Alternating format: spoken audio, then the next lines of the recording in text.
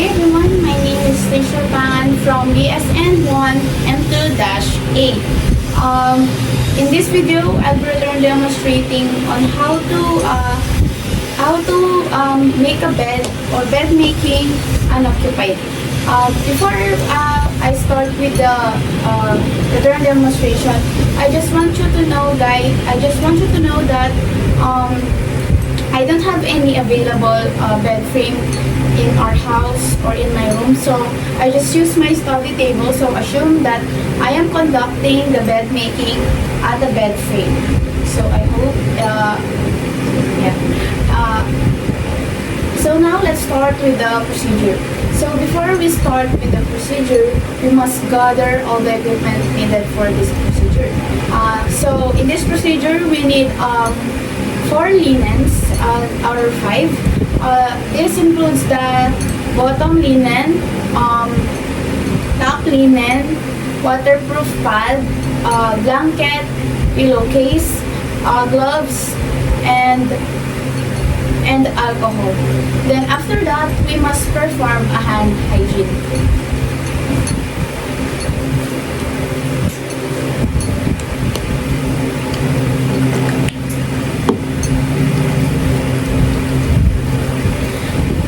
The next step is we should adjust the bed above the elbow of the caregiver to avoid back muscle.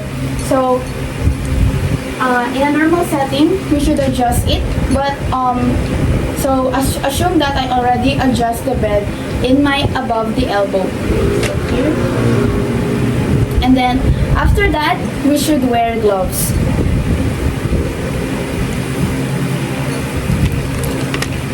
Of course, the purpose of wearing gloves or a hand hygiene is to avoid the contamination and the spread of microorganisms.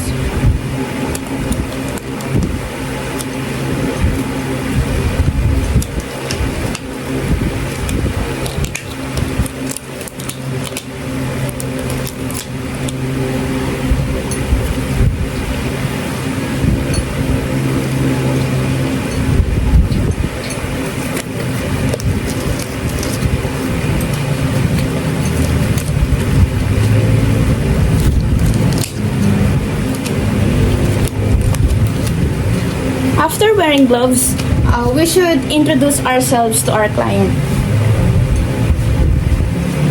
So, good morning, ma'am. I am Trish Arpangan, your student nurse from Our Lady of Fatima University.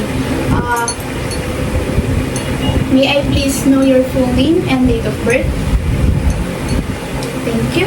Next is, ma'am, today I'll be changing your bed sheets from a fresh linen or fresh sheets. So is that okay with you? Okay, thank you. After that, we must provide privacy for the client. So we should close the curtains or close the door if you are in a private room. And then after that, you must put the fresh linens near you. So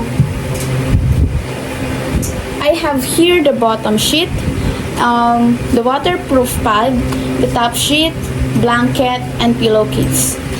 And then, after you prepare the fresh linens near to you, of course the purpose of that is to avoid any muscle strain or back pain. And then you must also ask after that you must ask the patient or the client if she or he can transfer himself or herself to the chair, or if she or he needs an assistant from you. So, ma'am, can you transfer yourself to the chair if you can, or do you want me to assist you? So assume that I already assist the patient in sitting in a chair or a wheelchair. And then after that, of course, you must observe if there is any dizziness with the patient. So as you can see, my patient is stable and there is no any dizziness noted.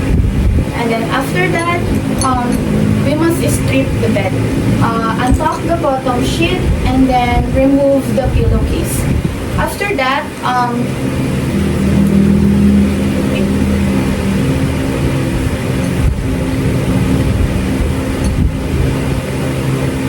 so of course,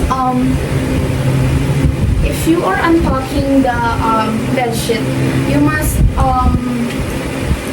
untuck it away from you so that you will not soil your uniform and you will able to avoid any infection or cross-contamination.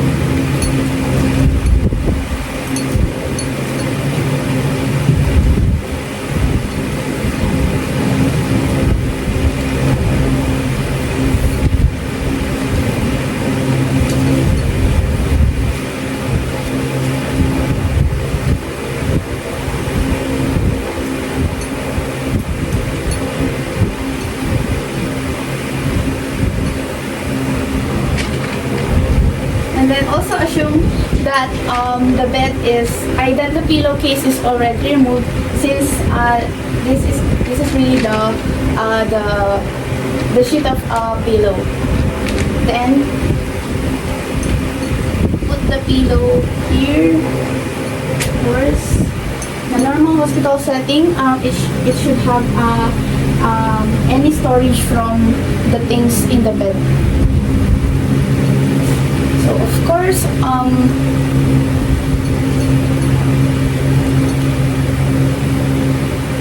fold the linen away from you.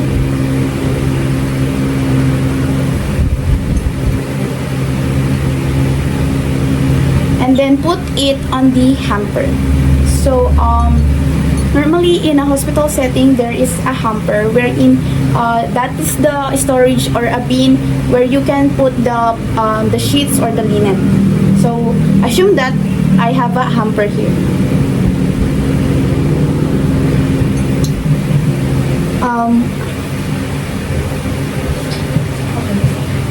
Take note, you must pay attention when removing linens, because there are important things that the patient may left at the bed. Example, their wallet. So of course, you will return it to the patient. Okay, so before putting the linens, I want to inform you that you should be familiar with the side of the bed. So this is the near side, or this is the near side. Of course, I'll be dito ako mag-start kasi mas doon yung nakikita yung procedure, since maliit lang yung room ko. So dito ko ipapakita yung unang procedure. So of course, that is my near side, and then this is the far side, and then that is the bottom side, the top side, and then the center side here. And then remove the gloves.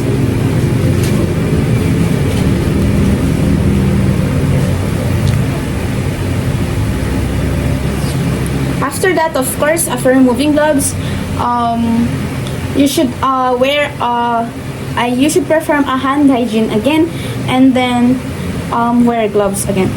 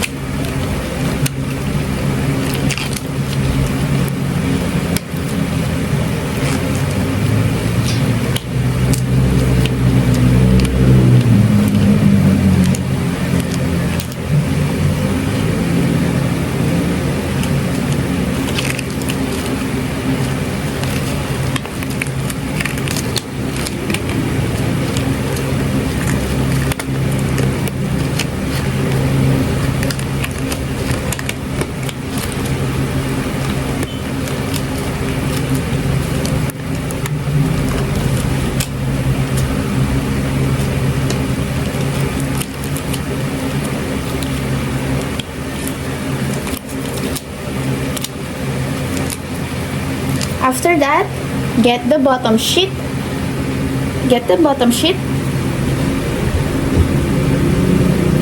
And then apply it on the center of the bed, like this.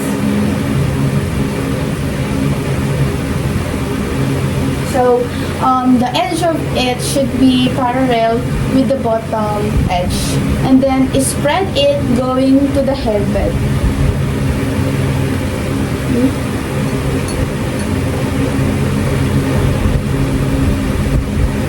And then after you spread it, of course you should apply it vertically at the center of the bed.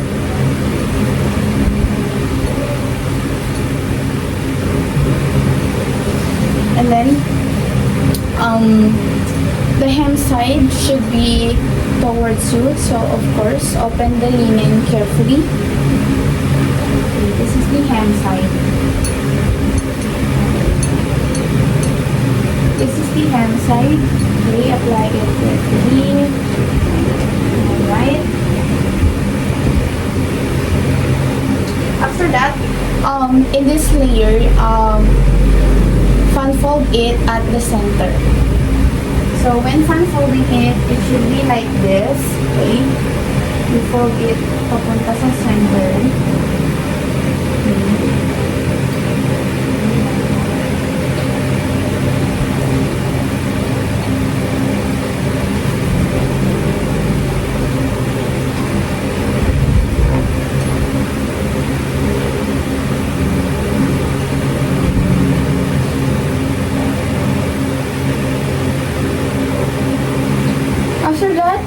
After you unfold it, you should tuck it on the head part of the bed. So here is the head bed here. Okay, here.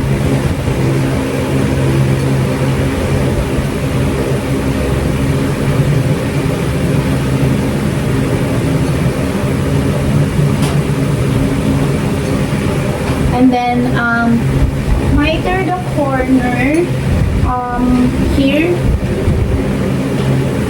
It's not visible. No. Okay.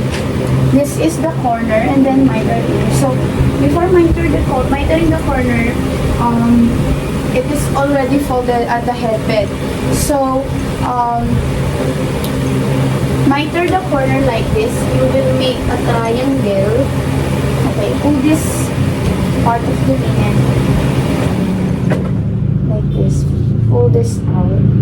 You should form a triangle like this. Okay. Okay, so that is the triangle. And then tuck the excess in the inside. Tuck it. And then you will see that it is in diagonal like that. So again, so this is just hard to do if you don't have any real bed. So assume that I'm conducting the return demonstration on the bed frame.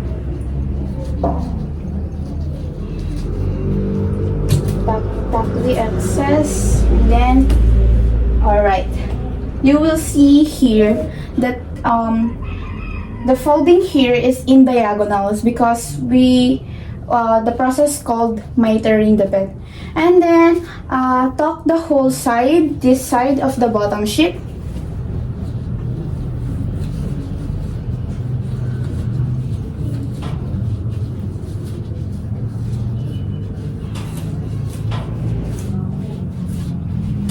So the miter, or the purpose of it, of course, the bottom sheet is, or the sheet or the linen, the purpose of mitering is securely did or more secured.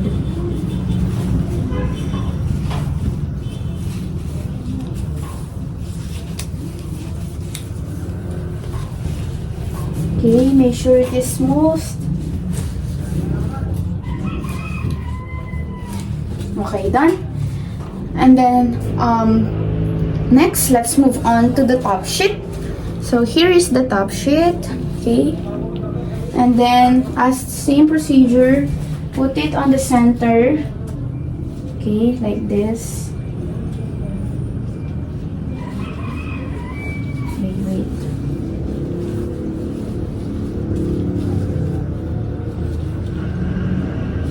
Okay, and then spread it on the whole bed.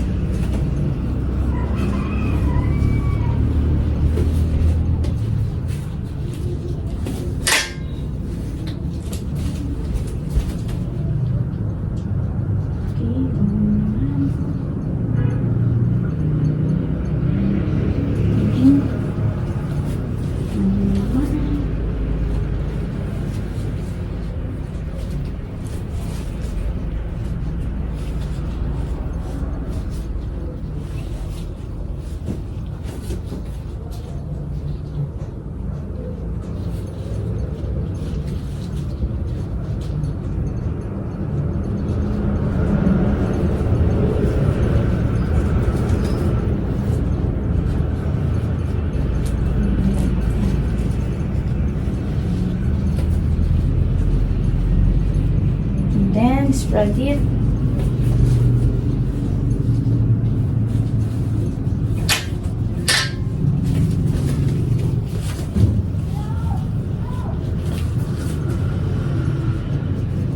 Again, the hem should be, you'll be able to fold the hem towards you always.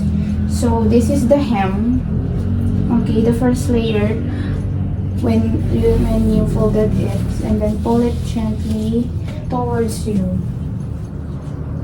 Okay.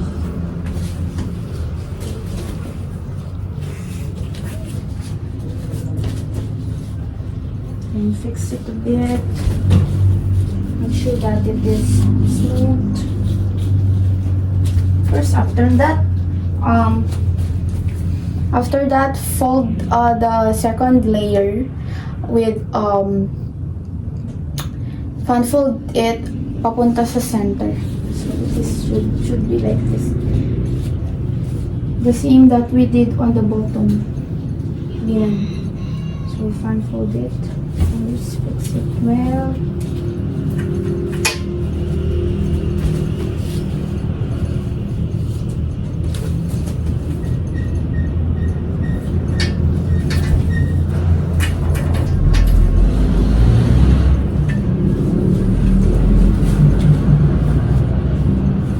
Done.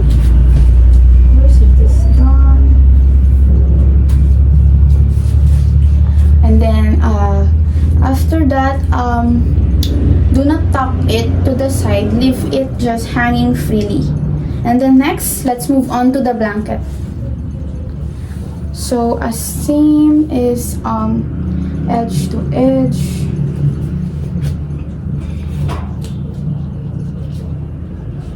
Okay. Here, center, then spread it. Okay, let's check first if it is right with the layers. Correct.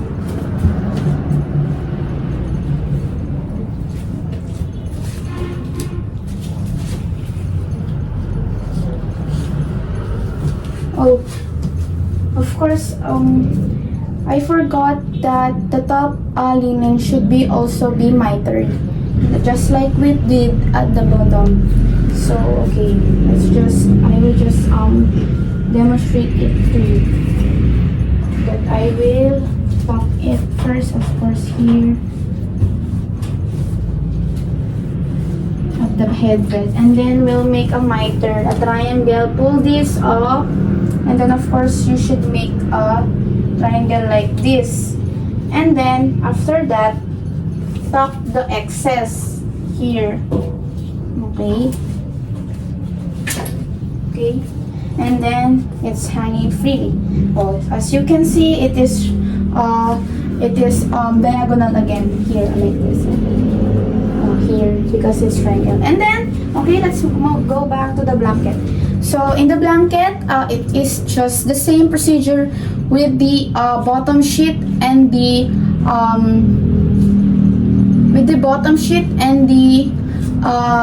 top sheet.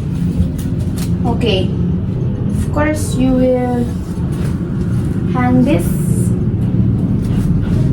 towards you, and then unfold this layer onto the center.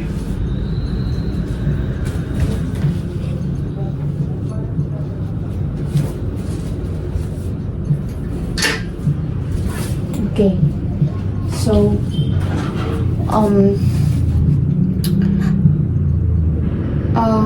after that, miter it again, tuck it in the bed, and then leave it hanging again. And then next, we'll move to the other side and do the same procedure as we did on the near side towards us. Okay, first of course, the first layer that I'll be pulling is the bottom sheet. So here's the bottom sheet to do. Okay, so normally in a hospital setting, the linens should be white, or of course they are uniformly in the color. So assume that my linens are in white color. Okay, so I'll be pulling this gently. Okay, towards us. Okay, so that the bed will be in full cover now with the bottom sheet or linen. Okay. And then after that, of course, we will tuck it on the headbed. And then, so we'll be able to miter it. After we tuck it, it is miter. Okay, I'll be pulling a triangle like this. Okay. Then after that, I will fold it under the bed, the excess, so it is in diagonal. Okay. Okay, done. I will also tuck it underneath. So, okay, so that I'll be able to, I'll be just moving it because my table is too small.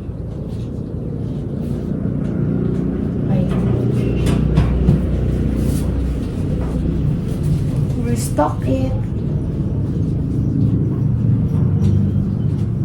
And then, miter done. After that, we'll be moving to the top sheet. Oh, I forget that after you put the bottom sheet, you will apply a waterproof pad. The waterproof pad, of course, it should be applied on the center of the bed, or where the patient lie on the back. So it should be placed underneath the back of the patient. So I don't have any waterproof pad, so assume that I already applied it. And then let's go back to the top sheet. Okay, let's pull this, of course, towards us gently. Okay, make sure that it is smoothed, and then tuck it on the head of the bed. After that, of course, we'll do a mitering process. Of course, triangle. Okay, triangle. Okay, and then tuck the excess underneath the bed.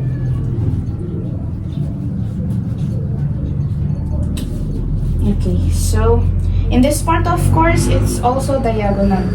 After that, of course, the blanket of the patient.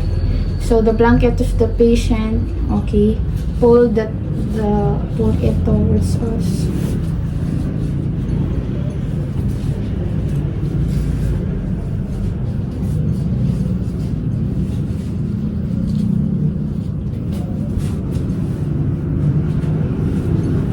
Okay, of course, same procedure.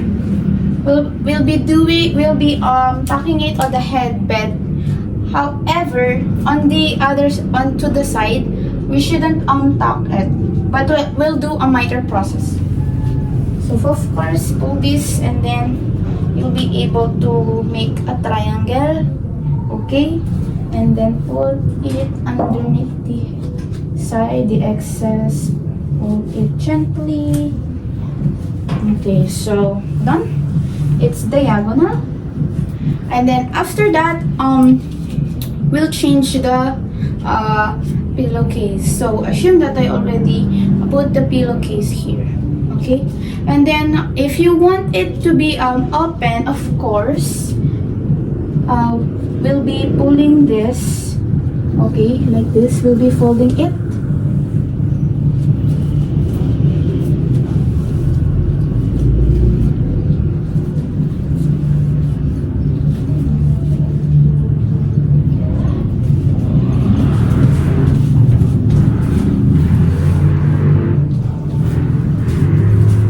And then fold it again.